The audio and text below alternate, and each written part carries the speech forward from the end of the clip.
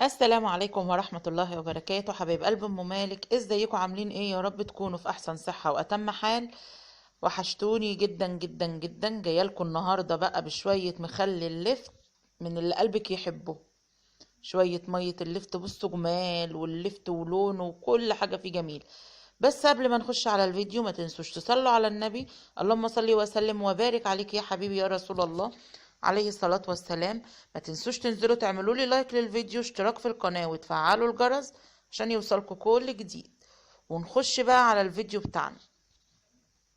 بصوا مبدئيا كده بقول لكم ان دي كانت ميه ليفت كنت جايباها قبل كده عشان اعمله، وما طلعش اللون اللي انا كنت عايزاه. المخلل كان فضل ابيض كده، ما وصلش للون اللي انا عايزاه ده. فبصراحه قلت مش هرميها خساره يعني. بس الطريقه اللي هعملها لكم دي، سواء كان عندكم ميه قديمه او عملتوها بميه من الحنفيه، مش هتفرق اي حاجه. دي بقول لكم بصوا الفرق بقى. الميه اللي بيتحط لها لعلة او لون احمر اللي هو اللي بيتحط للمخللات، ودي ميه والله من غير بنجر ومن غير اي حاجه. انما التانية دي عليها لون. دي بحدق فيها قرنبيط، بحدق فيها كرنب، الحاجات دي. هبدأ بقى معاكم نشوف مع بعض اللفت من اول ما جبناه من عند بتاع الخضار لحد ما يبقى محبة مخلل ناكلهم. يا سلام على الجمال والطعامة بتاعته. يلا نشوف. طبعا اللفت كده هبدأ اقطعه. جبت طبق علشان خاطر اللي هقطعه احطه فيه. مش هغسله يعني بعد ما اخلص تقطيعه كله، ومش هقطعه الا لما اغسله كله. بقول لكم بقى ورق اللفت كان جميل، بس للاسف انا ولادي ما بياكلوش محشي اللفت والخس. اما بيبقى كده بقوم جايه انا واختي عاملينهم كده في يوم، انا واختي وجوزها وجوزي بناكله، لكن العيال ما بياكلوش. فبنقوم جايين عاملينه في يوم كده وبناكله احنا كلنا مع بعض. لما بتبقى حلوه يعني على حاجه بسيطه كده، واكلات شتا بقى.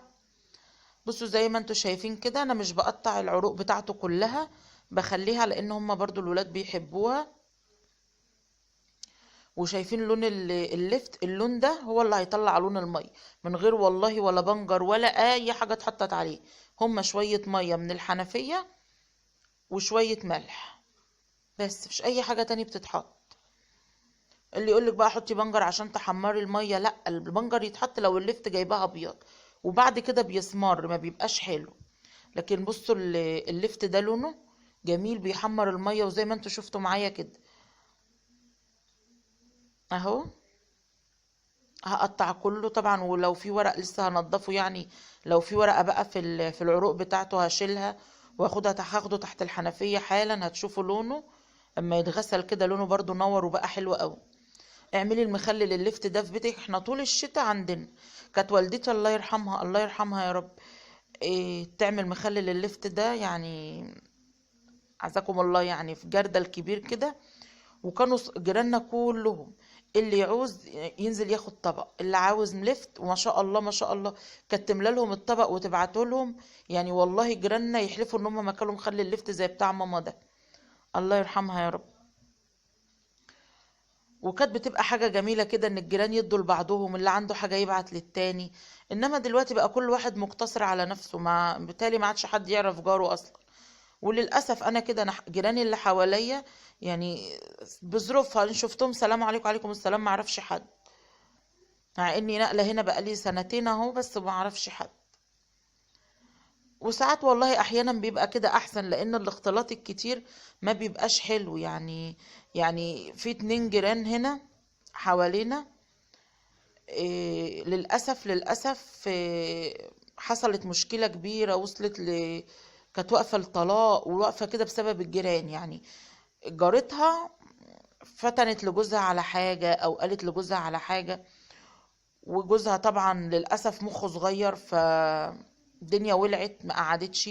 بسبب الجيران، بسبب ما راعوش أصول الجيرة لبعض، بسبب إن هم يعني مش عارفة الموضوع رسى على إيه. بس قصدي من الكلام كله إن عموما الجيرة، يعني الجيرة الطيبة بتاعت زمان أنا بتهيألي ما عادتش موجودة دلوقتي. لو حد له رأي تاني يا ريت يعرفني.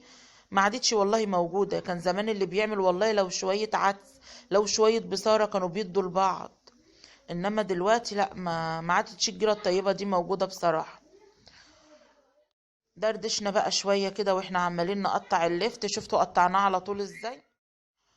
قطعناه اهوت. طبعا بصوا بيبقى فيه في الراس كده زي الشعر والحاجات اللي بتبقى طالعة ديت بنقطعها.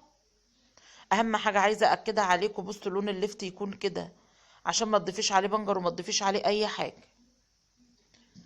اهو. وريحته كمان وطعمه بيبقى حلو قوي عن اللفت اللي هو مش بيبقى لفت ابيض، هو بيبقى يعني زي ده كده بس لونه فاتح قوي، فما بيبقاش قد كده.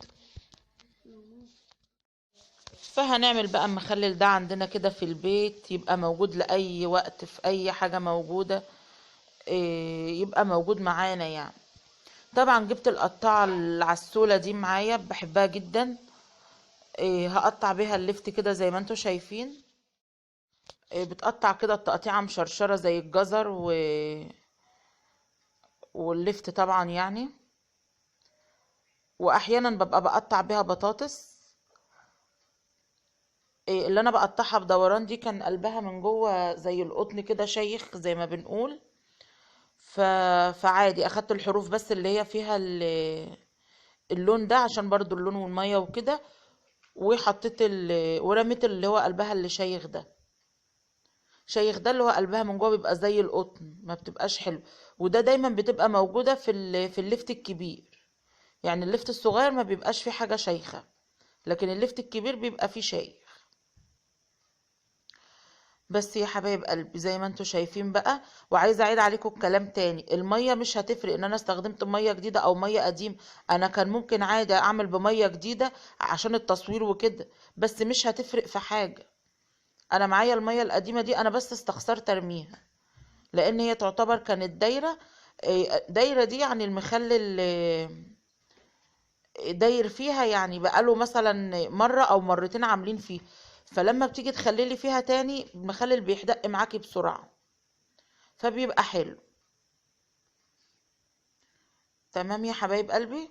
المية اهي بقى، هي لونها هيتغير عن كده خالص. بصوا اللفت اهو متقطع بقى بالقطاعة اهو.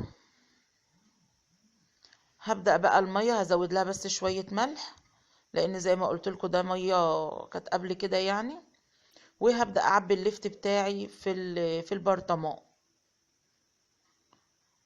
وان شاء الله ان شاء الله الاسبوع، اقل من اسبوع برضو هتفتحي عليه، هتبصي تلاقي المخلل اتحدق معاكي وبقى زي الفل زي ما انتوا شايفين كده. وهتشوفوا معايا في نهاية الفيديو شوية مية مخلل لفت. في ناس بتشربها مع الاكل زي مية السلطة وكده. وشوية مخلل لفت بقى اللون الجميل اللي احنا بنحبه ده، من غير ولا بنجر ومن غير اي حاجة ما هتحطيها في المية. بصوا اصلا لون المية باين اهوت ان هي فاتحة خالص.